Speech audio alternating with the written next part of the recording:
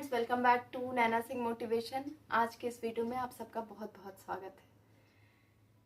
Video start करने से पहले मैं आप सबसे ये ज़रूर कहना चाहूँगी कि अगर मेरी बात आप सबको कहीं ना कहीं हर्ट करती है या फिर आप मेरी बातों से कहीं डिसएग्री होते हैं तो आप लोग प्लीज़ मुझे कमेंट कर अपना सुझाव दे सकते हैं। मैं आपके सुझाव पर पूरी तरह से अमल करूँगी, ठीक है। तो और रही बात, अगर ऐसा कुछ होता है तो मैं उसके लिए आपसे माफ़ी भी मांगती हूँ। चलिए वीडियो को स्टार्ट करते हैं।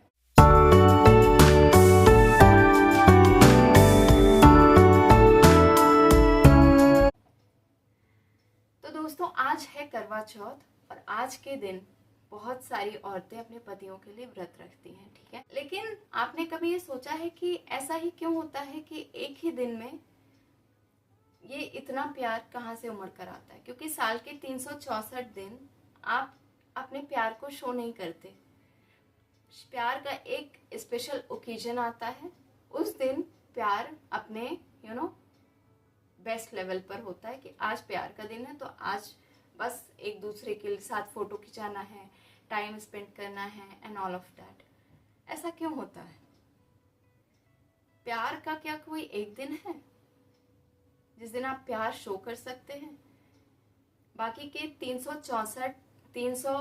64 दिन आप किस जिम्मेदारी में उलझे हुए होते हैं? कौन से रिश्ते की जिम्मेदारी होती है? अब यहाँ पर अगर मैं ये सवाल कर रही हूँ तो आपके मन में बहुत सारे जवाब आ रहे होंगे कि नहीं, बच्चों की जिम्मेदारी है, घर का काम है वगैरह, कहाँ टाइम मिलता है, ठीक है, ब्ला ब्ला ब्ला। लेकिन आप मुझे बताइए कि अगर आप पूरे मन से, पूरी शिद्दत से किसी को समय देना चाहते हैं तो क्या आप नहीं दे सकते? दे सकते हैं, पर आप ऐसा नहीं करते जस्ट बिकॉज ये आपका जो माइंड है ना, वो आपके सामने बहुत सारे बहानों की लिस्ट दे देता है ऑलरेडी। क्योंकि आप उस पर रेडी हो जाते हो, आपका फोकस उसी बहानों पर जाता है, तो आपका जो दूसरा सबकॉन्शियस माइंड है जहां पर ये बात होती है कि आप समय दे सकते हो, वो किनारे हो जाता है और फिर वो आपके माइंड के सबसे इनर पार्ट में चला जाता है, जो आपको समझ में भी नहीं आता कि नहीं, आपके पास टाइम हो सकता। अब जिम्मेदारी और प्यार, जिसको आप प्यार कहते हो, जब आप कहते हो कि मेरा पति मुझे 7 जन्मों तक मिले, या 7 पति, अक्सर लोगों का ये मानना है आजकल के टाइम में कि जो पति होता है, पति परमेश्वर होता है।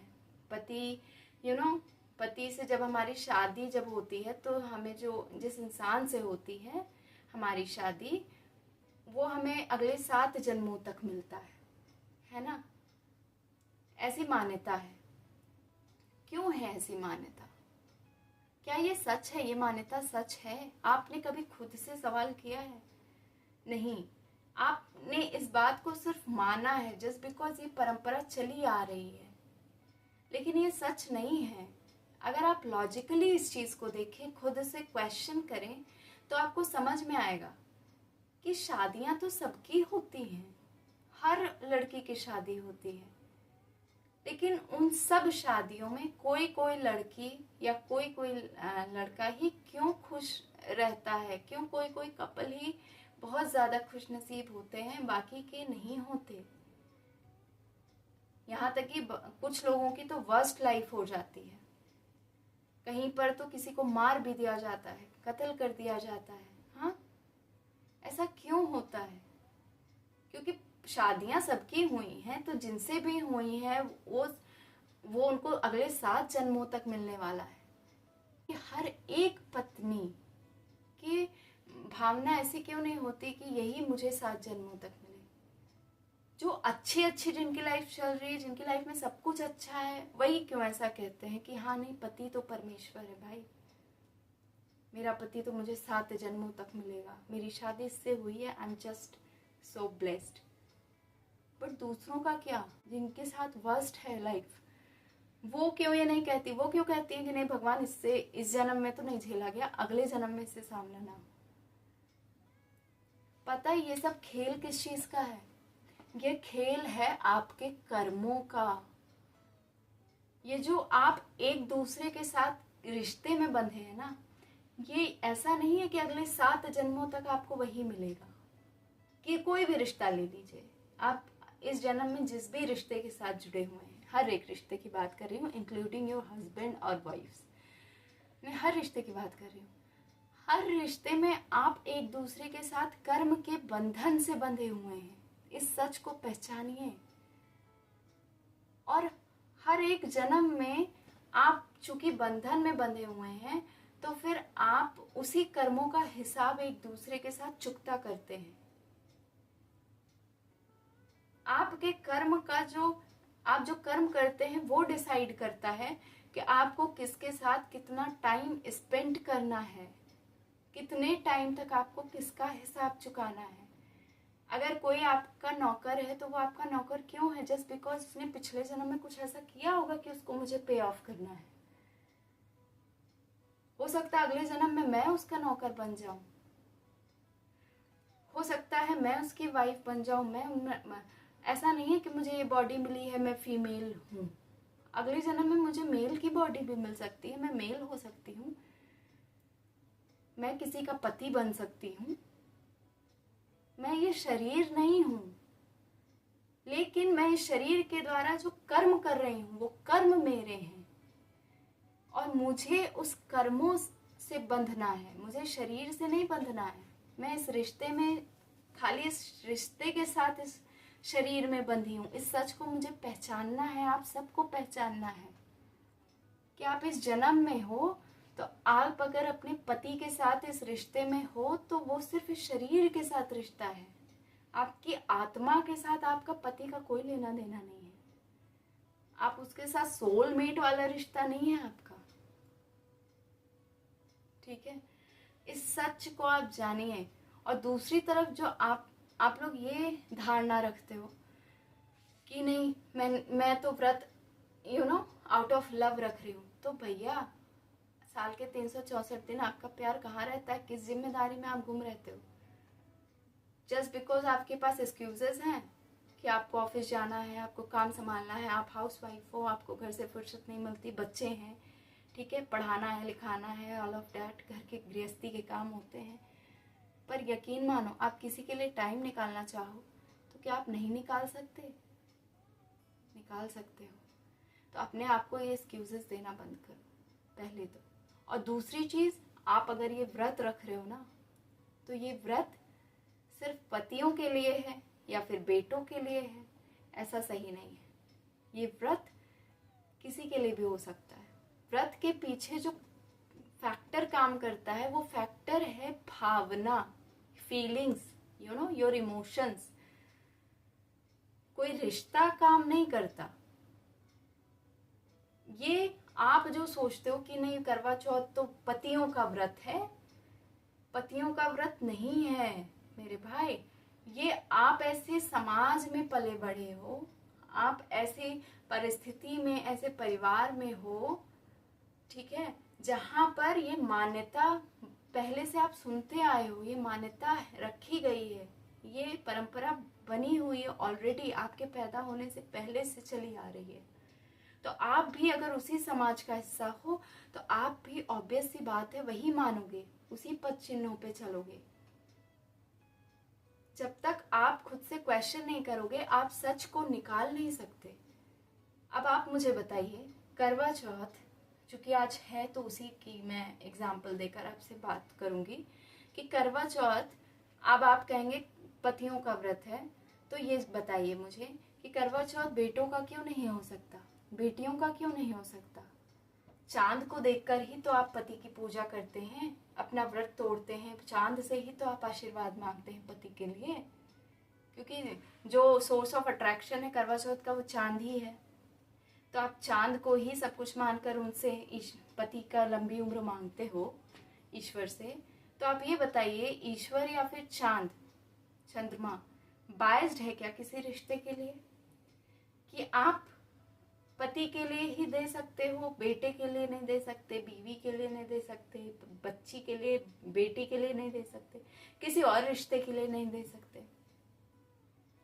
या फिर ऐसा होगा कि आप चांद से कुछ मांगोगे और वो कहेगा नहीं नहीं नहीं, आज तो करवा चौथ है, पति के लिए ही कुछ मांगो, अदरवाइज वरदान ग्रांटेड नहीं होगा।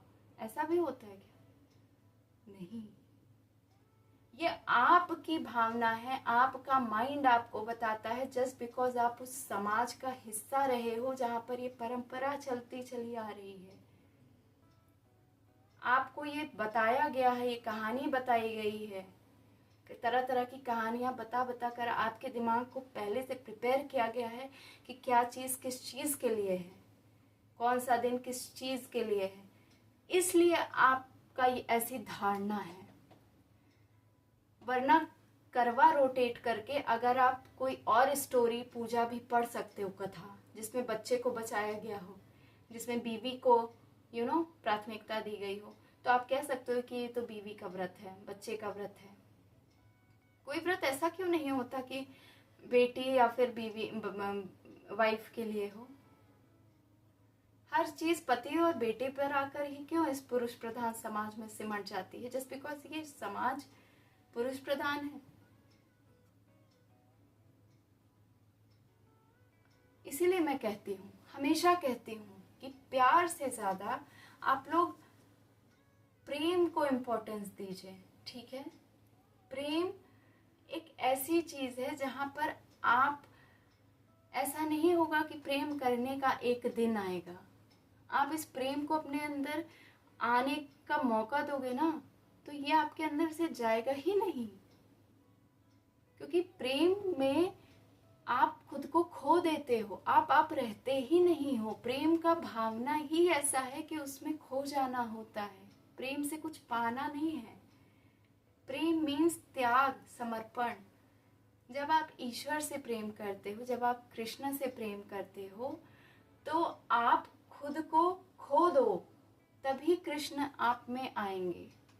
और जब तक आप खुद को खो नहीं दोगे ना, आप किसी चीज को पा नहीं सकते।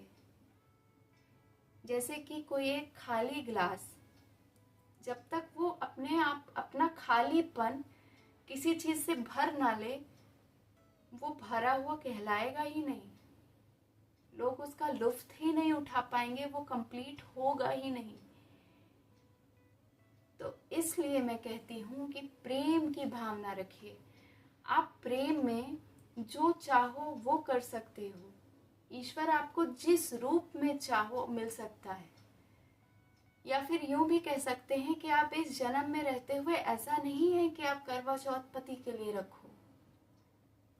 आपकी भावना अगर ईश्वर के लिए है, अगर आप ईश्वर के लिए रखना चाहते हो, तो वहां पर सिर्फ नजरिया बदल जाता है।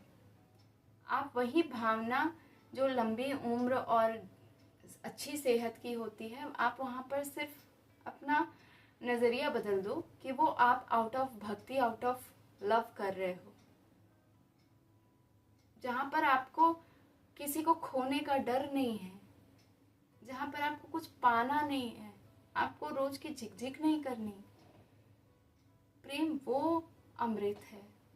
आप व्रत आउट ऑफ लव नहीं रखते हो, आउट ऑफ रिस्पॉन्सिबिलिटी रखते हो, आउट ऑफ द फैक्टर रखते हो, जो फैक्टर आपके माइंड में फिक्स कर दिया गया है कि ये आपका पति है, तो आपको इसके लिए करवा चौथ रखना है।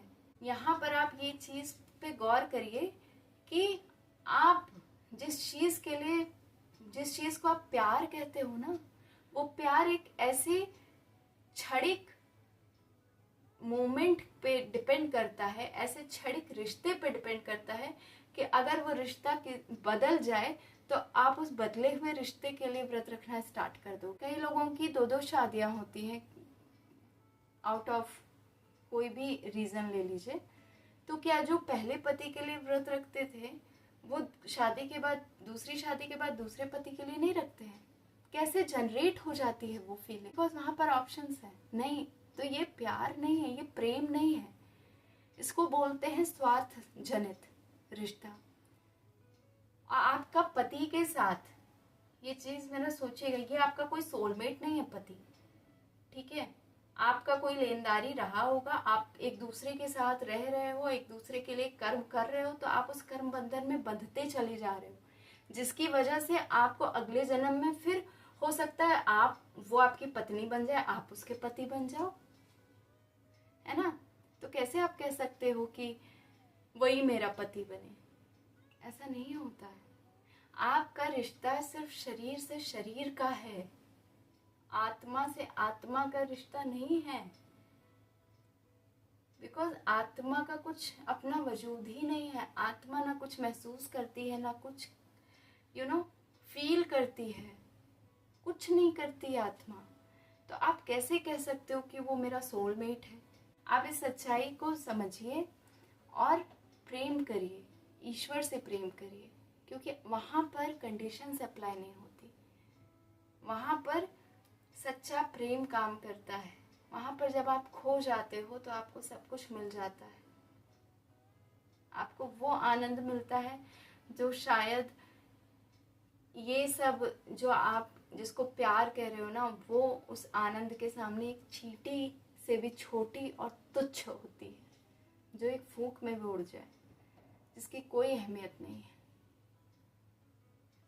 तो इस रिश्ते से निकलकर थोड़ा आउट ऑफ द बॉक्स सोचिए कि सारे रिश्ते आपको सिर्फ एक बंधन में बांध रहे हैं, आपको एक जिम्मेदारी का एहसास कराते हैं पल पल, ठीक है। और कोई ऐसा रिश्ता जो सिर्फ एक दिन में आपको आपका प्यार याद दिलाए, बाकी दूसरा दिन होते ही आप अपनी जिम्मेदारियों में खो जाएं, वो कैसा प्यार, कैसा रिश्ता, क्या सच्चाई है उस रिश्ते में? अरे प्यार प्रेम तो वो होना चाहिए जिसमें आप एक दिन क्या, एक पल भी खुद को उस चीज से अलग कर ना पाए।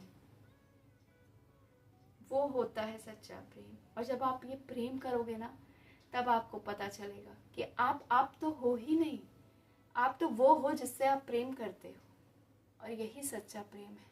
अगेन मैं ये कहना चाहूँगी कि मेरा पॉइंट ऑफ व्यू अगर आप लोग को सही लगा हो या गलत लगा हो, या कहीं पर भी मेरी बातों से आपको ठेस पहुँची हो, तो प्लीज़ मुझे माफ़ करिएगा और अपनी राय मुझे कमेंट के थ्रू ज़रूर बताइएगा, ठीक है। मिलती हूँ आपसे नेक्स्ट वीडियो में। जय श्री कृष्णा।